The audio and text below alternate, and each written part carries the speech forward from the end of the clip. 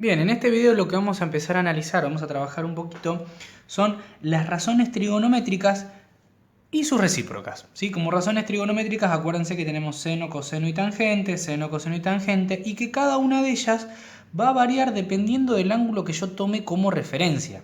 Fíjense, tenemos primero, si tomamos el ángulo alfa, es decir, este de acá, y queremos plantear el seno del ángulo alfa, va a ser el cateto opuesto dividido la hipotenusa. Entonces me va a quedar A sobre C.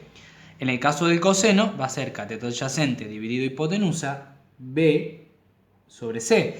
Y en el caso de la tangente es cateto opuesto dividido el cateto adyacente. Entonces me quedaría A sobre B. Lo mismo planteamos en estos tres. Bien, ahora cambiamos el ángulo que estamos utilizando. En vez de utilizar el ángulo alfa, vamos a utilizar el ángulo beta.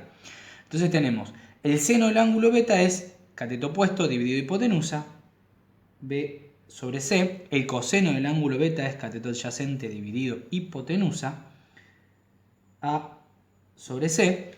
Y la tangente del ángulo beta es cateto opuesto dividido cateto adyacente. Entonces me quedaría B sobre A.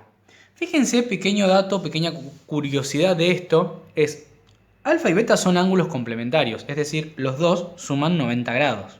Bien, entonces fíjense, si yo tengo dos ángulos complementarios y le calculo el seno a uno y le calculo el coseno al otro, fíjense que son iguales, A sobre C. Ahora vamos al otro. En el caso del coseno me queda igual que el seno del otro. ¿Sí? Entre dos ángulos complementarios eso se va a cumplir. ¿Bien? Eso es un poquito un comentario al margen, una de las propiedades que se cumplen entre dos ángulos complementarios. Ahora vamos a analizar, vamos a ver qué son las recíprocas. ¿Sí? Las recíprocas se las conoce como, en el caso del seno, si hacemos 1 sobre el seno de alfa, vamos a obtener lo que se conoce como la cosecante. Cosecante de alfa. Esa es la recíproca del seno.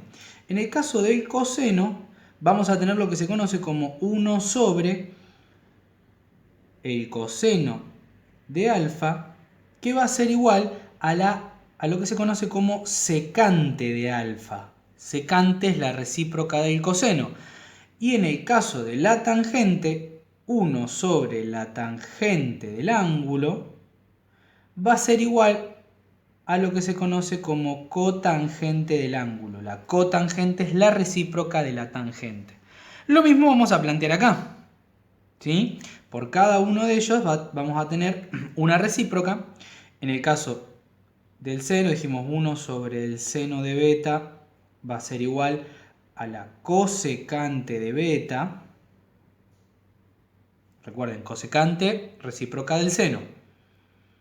En el caso del coseno vamos a tener 1 sobre coseno de beta va a ser igual a la secante de beta. Recuerden, secante, recíproca de coseno. Y 1 sobre tangente de beta vamos a tener lo que se conoce como la cotangente del ángulo beta. Recuerden, cotangente, recíproca de la tangente. Ahora, si yo quiero trasladar y encontrar las razones teniendo en cuenta los lados de este triángulo, la cosecante, ¿sí? Como es la inversa, doy vuelta. Perdón, la recíproca, doy vuelta. Entonces me quedaría C sobre A. Después, si yo quiero en relación a los lados sacar la secante, me va a quedar C sobre B. Doy vuelta. En relación acá, me va a quedar B sobre A. Y en relación a lo que es el ángulo beta, puedo construirlo de la misma manera, observando acá e invirtiendo. C sobre B, C sobre A y A sobre B. Esas son las razones trigonométricas y sus recíprocas. Bien. Después en el próximo video vamos a empezar a analizar lo que son las identidades trigonométricas, ¿sí? Y cómo se plantean, cómo se trabajan, qué es lo que tenemos que tener en cuenta para eso, ¿sí? Y también vamos a empezar a trabajar un poquito lo que es la relación pitagórica. Ahora lo que vamos a analizar es un poco lo que se conoce como relación pitagórica o también se le suele decir identidad pitagórica. Bien, para eso lo que vamos a hacer es, vamos a partir de ubicarnos en uno de los dos ángulos. Yo elegí, por ejemplo, el ángulo alfa. Pueden empezar desde el ángulo beta, les va a dar lo mismo, solamente lo que van a cambiar es alfa por beta, es lo mismo, aclaro. ¿Sí? Y tenemos, este es el cateto adyacente y este es el cateto opuesto. Bien, entonces, si yo quiero, y obviamente acá me faltó, esta es la hipotenusa. Si yo quiero plantear el seno, ¿sí? Va a ser el cateto opuesto dividido la hipotenusa, como ya lo veníamos haciendo. El cateto opuesto dividido la hipotenusa. Pongo H de hipotenusa.